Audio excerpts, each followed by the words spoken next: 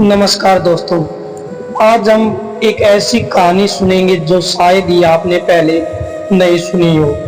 यह कहानी है रावण और उनके सौतेले भाई कुबेर के बीच हुई भयंकर लड़ाई की।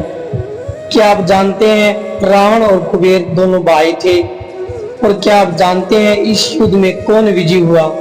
आइए जानते हैं इस कहानी में।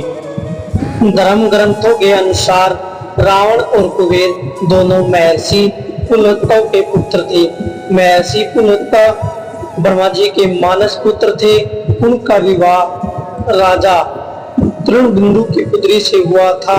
महर्षि पुलत्ता के पुत्र का नाम विश्रवा था। विश्रवा का विवाह मानामुनि भारद्वाज की कन्या हिरबिडा के साथ हुआ।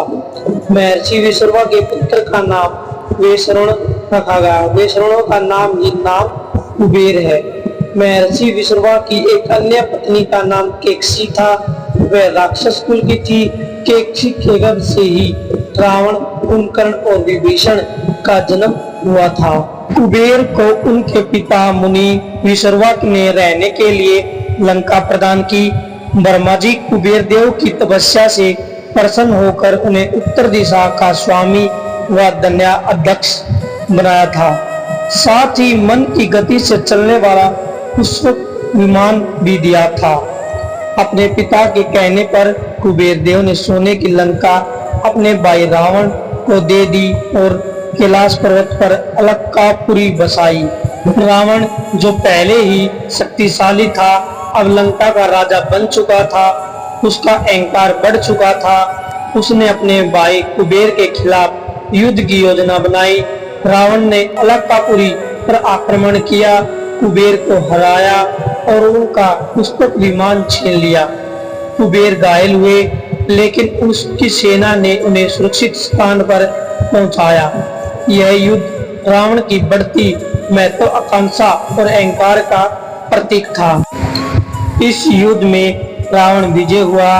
उसने कुबेर से पुष्पक विमान छीना और अलकापुरी को नष्ट कर दिया। यह घटना रावण के अहंकार और शक्ति के दुरुपयोग का उदाहरण है, जो बाद में उसकी मृत्यु का कारण बनी।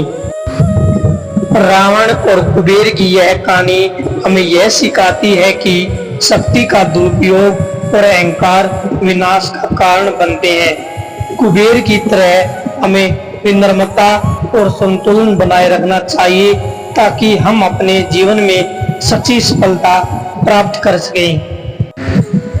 अगर आपको यह वीडियो पसंद आया है तो कृपया करके लाइक और सब्सक्राइब करें और हाँ, नीचे कमेंट करके बताएं कि आप अगली वीडियो किस विषय पर देखना चाहते हैं। धन्यवाद।